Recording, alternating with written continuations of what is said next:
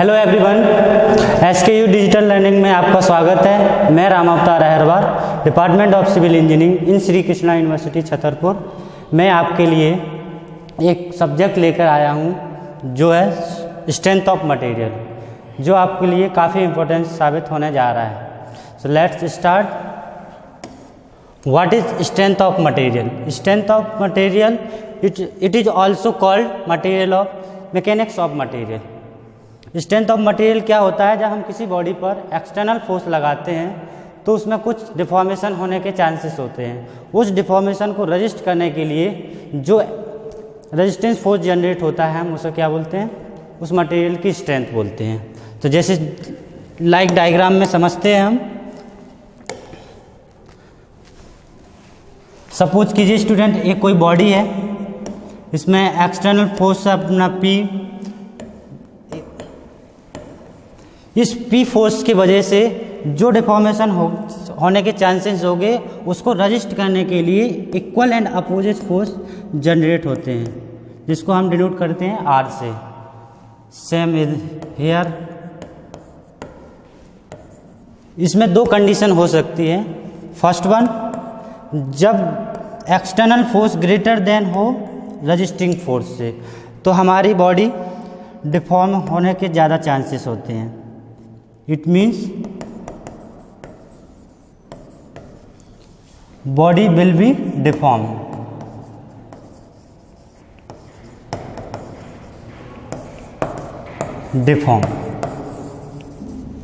Okay student. Second, जब external force less than equal to हो resisting force के, तो उसमें डिफॉर्मेशन डज नॉट डिफॉर्म,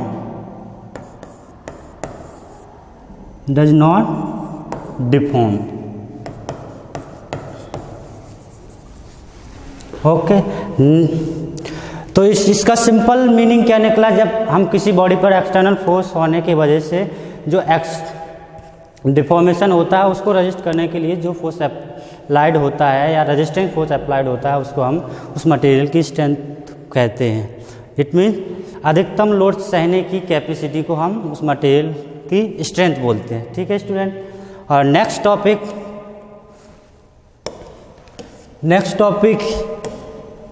है अपना rigid body. What is rigid body? Rigid body वह बॉडी होती है जिसमें हम एक्सटर्नल फोर्स जनरेट करते हैं तो उसमें कोई उसके इंटरनल मॉलिक्यूल में कोई चेंजेस नहीं होता। It means no change. Suppose कीजिए स्टूडेंट, ये कोई रिजिड बॉडी है और जैसे ये रिजिड बॉडी है, इस पर मैंने एक्सटर्नल फोर्स अप्लाइड किया तो मेरे को same does not change, same वैसी पोजीशन मिलेगी। इट मीन्स मैंने इसको थ्रो कर दिया एक पॉइंट से। सपोज कीजिए एक पॉइंट ए है, एक पॉइंट बी ए है, मैंने इसको थ्रो कर दिया इधर, सेम बॉडी उसके इंटरनल मॉलिक्यूल में कोई चेंजेस नहीं होंगे। It means resistance rigid body हो जाएगी। प्रैक्टिकल लाइफ में रिजिड बॉडी है ही नहीं कोई। Next, deformable body. Deformable body वह बॉडी होती है जिसमें हम एक्सटर्नल फोर्स अप्लाइड करने पे वो कुछ चेंजेस हो जाते हैं। इट मीन्स लॉन्गिट्यूडनल और शॉर्टेंड। ठीक है। Third one stress. स्ट्रेस क्या होता है? Stress nothing but resisting force per unit area is called stress. Stress generally two types के होते हैं। स्ट्रेस का ये फॉर्मूला है। स्ट्रेस क्या होता है? Resisting force per unit area. इसकी यूनिट क्या है? फोर्स की यूनिट न्यूटन,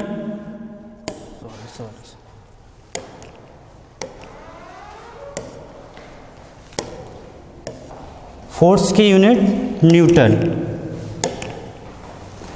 यूनिट न्यूटन, और एरिया यूनिट आप में भी मीटर स्क्वायर या mm स्क्वायर भी हो सकती है। तो इसकी यूनिट क्या होती है? न्यूटन पर मीटर स्क्वायर।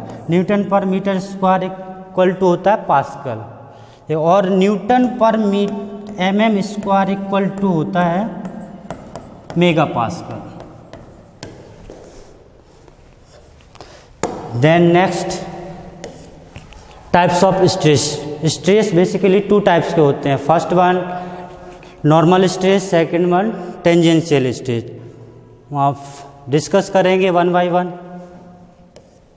हाँ, नॉर्मल स्ट्रेस क्या होता है? नॉर्मल स्ट्रेस जस्ट स्ट्रेस ही है, एक तरह का स्ट्रेस। इसमें लोड क्या करते हैं हम? लोड हमेशा अप्लाइड करते हैं परपेंडिकुलर डायरेक्शन में। लोड हमेशा क्रॉस सेक्शन एरिया के परपेंडिकुलर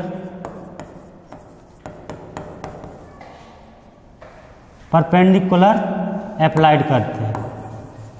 ओके, तो क्या होता है, जब हम किसी बॉडी पर एक्सटर्नल फोर्स अप्लाइड करते हैं तो उसमें कुछ डिफॉर्मेशन जनरेट होता है।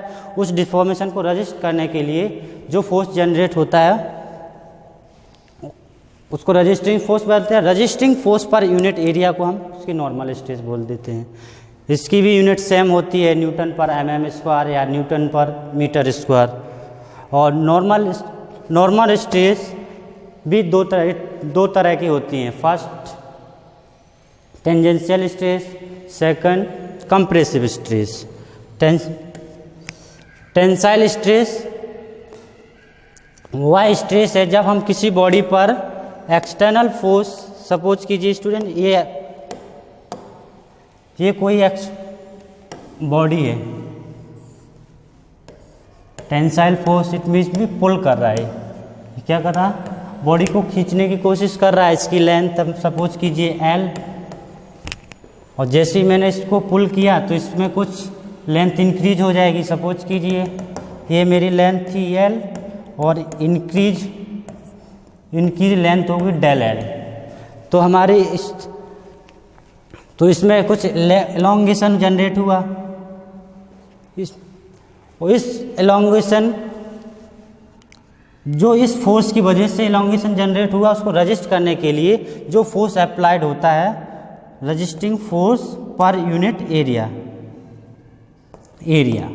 Is called tensile stress. Tensile stress को हमेशा हम पॉजिटिव साइन से शो करते हैं, और टेंसाइल स्ट्रेस को हम यूनिवर्सल टेस्टिंग मशीन द्वारा निकालते हैं। इसमें ये जो इसके अंदर हम मटेरियल को फिट कर देते हैं और इसमें एक टेंसाइल फोर्स जनरेट करते हैं।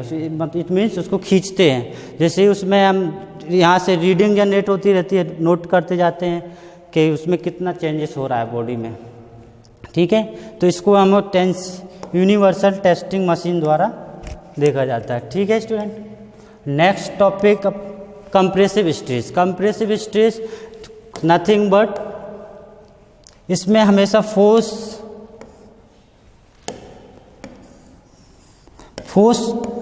Towards the direction, it means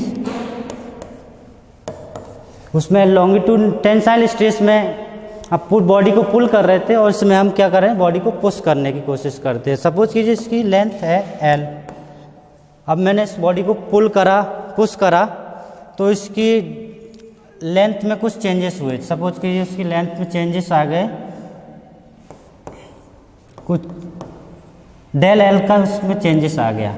तो इस डेल L को रजिस्ट करने के लिए जो फोर्स जनरेट होता है उसको हम क्या बोलते हैं, कंप्रेसिव स्ट्रेस, और इसको हम नेगेटिव साइन द्वारा शो करते हैं।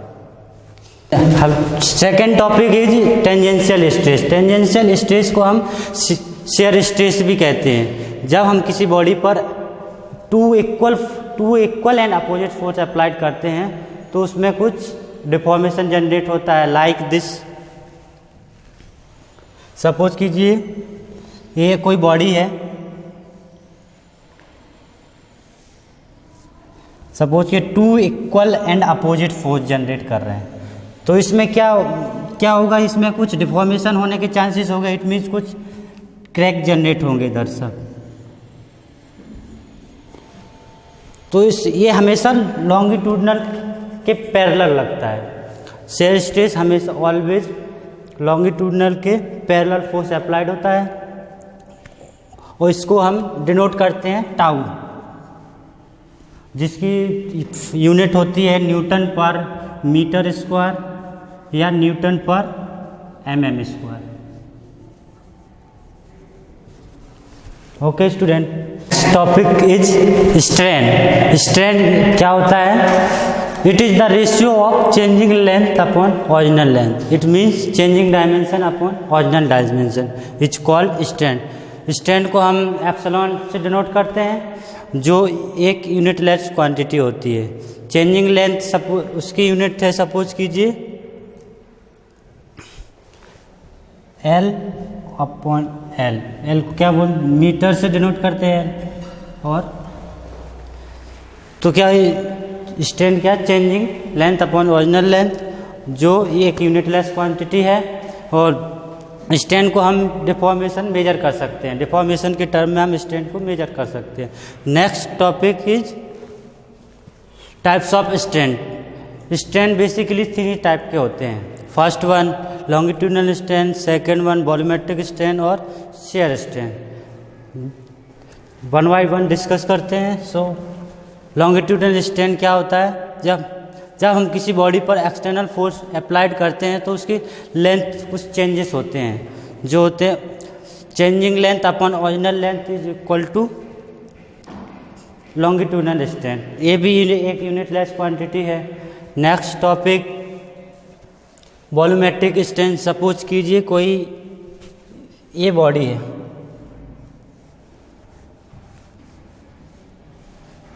इसकी लेंथ विड्थ डेल डी होगी और ये लेंथ L एंड B। तो इसमें मैंने एक्सटर्नल फोर्स जैसे ही अप्लाइड किया तो इसमें इसके वॉल्यूम में कुछ चेंजेस होते हैं। तो वह changing volume upon original volume is equal to volumetric strain, जिसको हम एप्सिलॉन ऑफ वॉल्यूम से डिनोट करते हैं। Next topic is shear strain. Shear strain जब हम किसी बॉडी पर क्रॉस सेक्शन एरिया के पैरेलल लगाते हैं। सपोज कीजिए कोई बॉडी है,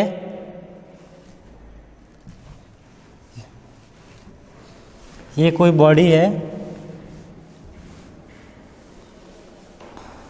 ये कुछ सरफेस पे बॉडी रखी हुई है, इसमें क्रॉस सेक्शन एरिया के पैरेलल फोर्स जनरेट करते हैं, तो इसमें कुछ डिफॉर्मेशन होना चाहिए। इट में भी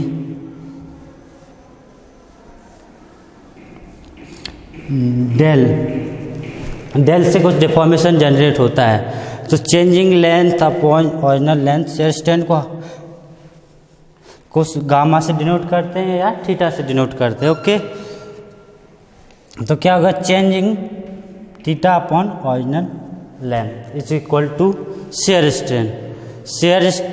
नेक्स्ट टॉपिक इज ये डायग्राम।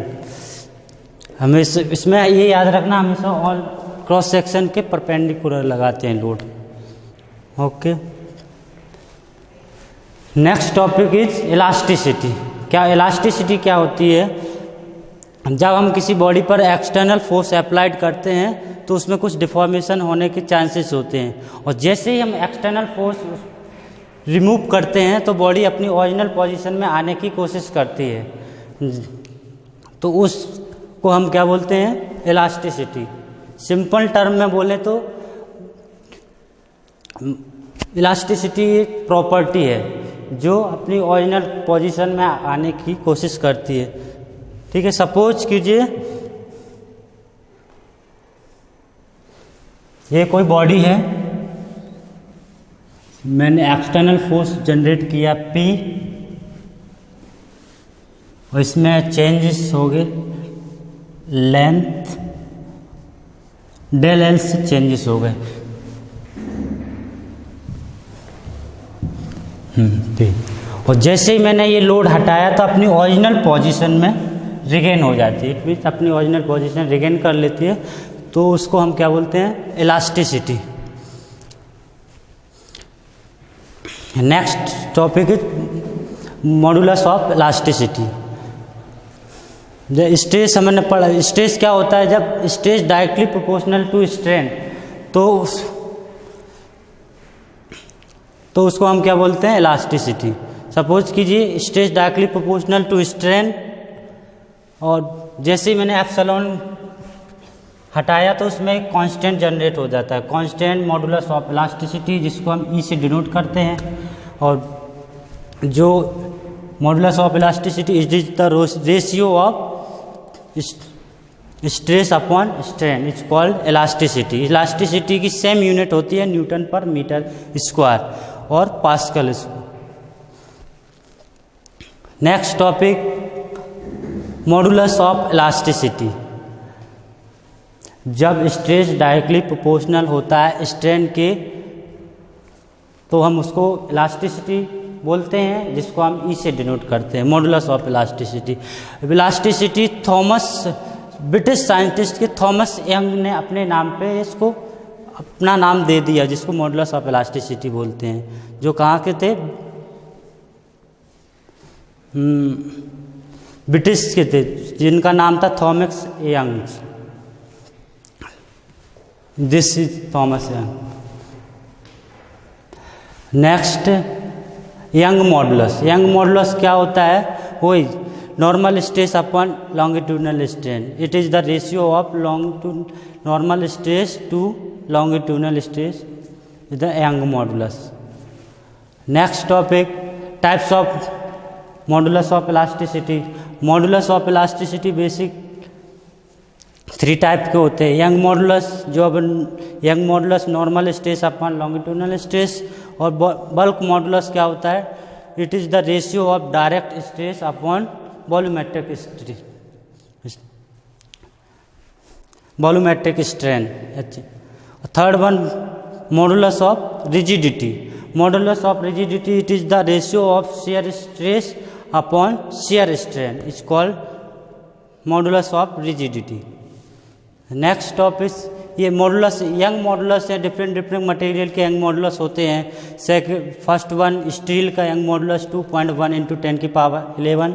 सेकेंड, कॉन्क्रीट 1.7 इंटू 10 की पावर 10। और बॉन्ड 1.7 इंटू 10 की पावर 10। और कार्टिलाइज 1.3 इंटू 10 की पावर 7। नेक्स्ट, टेंडन और लॉकस्ट, और this is young modulus. Next topic is Poisson ratio. Poisson ratio, जब हम किसी बॉडी पर एक्सटर्नल फोर्स जनरेट करते हैं तो उसमें 2 डायरेक्शन में चेंजेस होते हैं। It may be longitudinal, it may be lateral. तो यह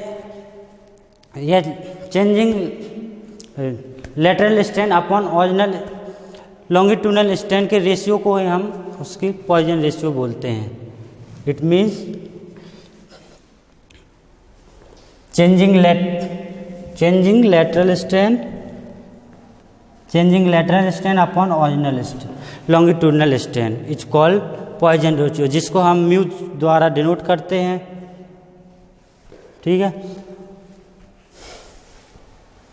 नेक्स्ट, पॉइजन रेशियो एक होमोजीनियस और आइसोट्रोपिक मटेरियल होना चाहिए। लॉन्गिट्यूडनल को हम रेडियल डायरेक्शन में शो करते हैं। सपोज कीजिए ये कोई बॉडी है, ये बॉडी है, जैसे ही मैं इसमें एक्सटर्नल फोर्स जनरेट करूँगा तो लॉन्गिट्यूडनल डायरेक्शन में लेंथ इंक्रीज होगी और लेटरल डायरेक्शन में विड्थ डिक्रीज होगी। इट मीन्स एक लॉन्गिट्यूडनल में चेंजेस होंगे और it may be lateral direction में भी चेंज होगी।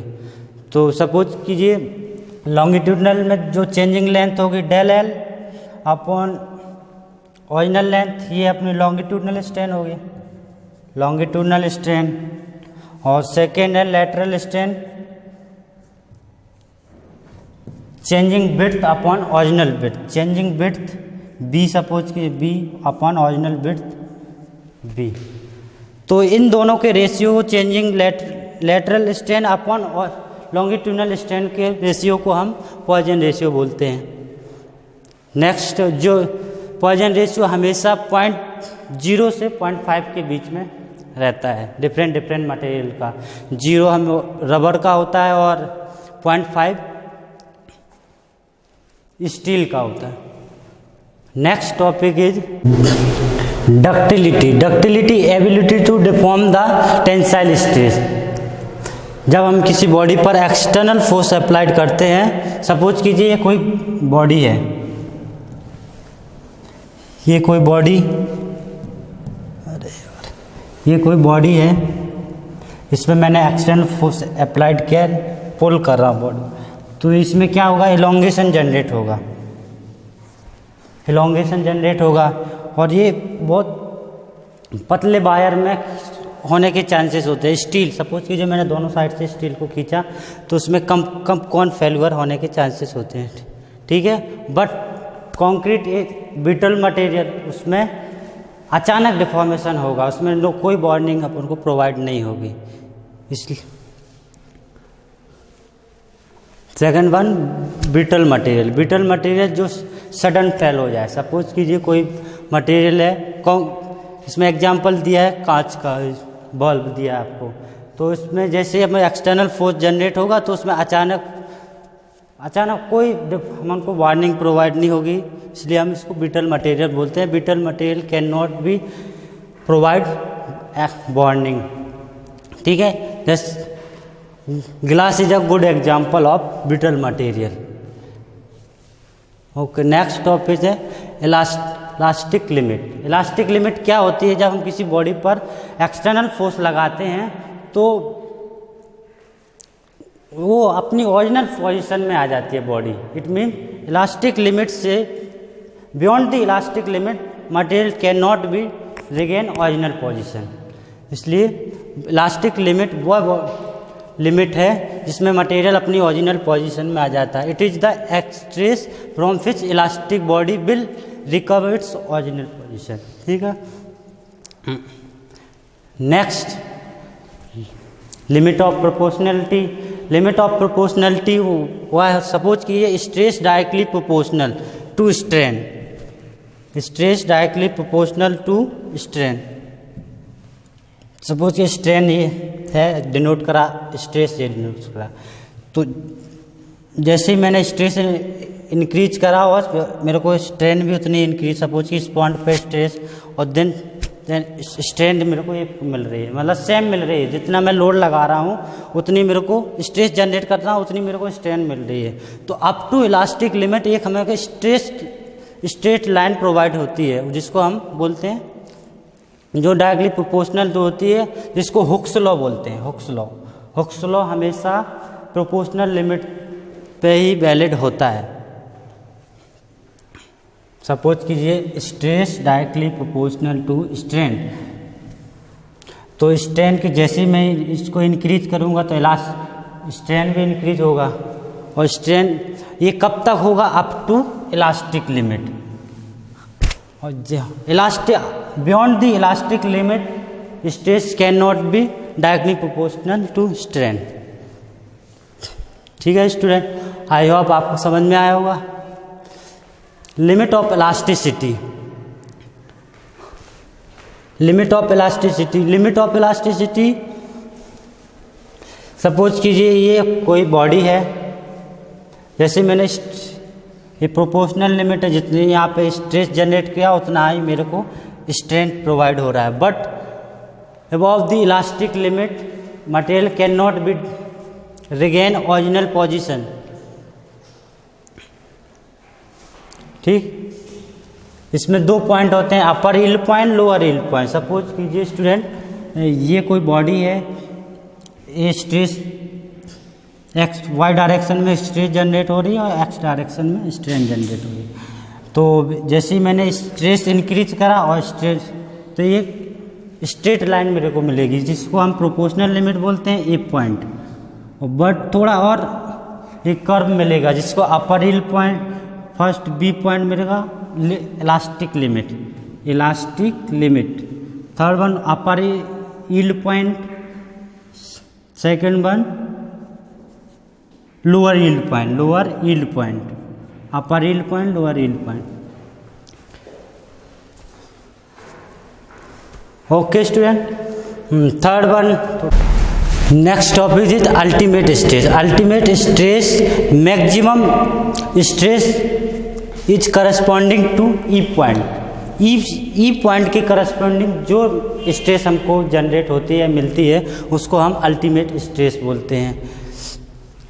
This is elastic region, this is plastic region. Okay, next topic is hardening strain. Strain hardening increase stress from D to। Next topic is ultimate stress. Ultimate stress maximum stress is corresponding to E point. E point के corresponding जो stress हमको generate होती है मिलती है उसको हम ultimate stress बोलते हैं। This is elastic region, this is plastic region. Okay, next topic is hardening strain. Strain hardening increase stress from D to E is known as strain hardening. D point से E point की corresponding जो strain generate होती है या stress available होती है उसको हम स्ट्रेन हार्डनिंग बोलते हैं। दिस इज स्ट्रेन हार्डनिंग और this is necking after E point. Okay, thank you student. आपने देखा होगा हमने सिंपल स्ट्रेस पढ़ा, जिसमें हमने पढ़ा सिंपल स्ट्रेस में स्ट्रेस क्या होता है, और टाइप्स ऑफ स्ट्रेस जिसमें हमने नॉर्मल स्ट्रेस से टेंजेंशियल स्ट्रेस पढ़ा। टेंजेंशियल स्ट्रेस बेसिकली 2 टाइप से होते हैं, एक tensile stress, second is compressive stress. Third one पढ़ा आपने टेंजेंशियल स्ट्रेस। टेंजेंशियल स्ट्रेस को हम और शेयर स्ट्रेस भी कहते हैं। थर्ड नेक्स्ट टॉपिक स्ट्रेन क्या होते हैं, changing dimension upon original dimension, और टाइप्स ऑफ स्ट्रेन डिस्कस किए, जिसको मैनी टाइप्स के स्ट्रेन होते हैं, longitudinal strain, volumetric strain, lateral strain and share strain. Next topic अपने पढ़ा इलास्टिसिटी क्या होती है, मॉडुलस ऑफ इलास्टिसिटी क्या होती है, और स्ट्रेस स्ट्रेन डायग्राम पढ़ा, और as well as Hooke's law. Thank you student, keep growing, keep learning, and thank you for watching.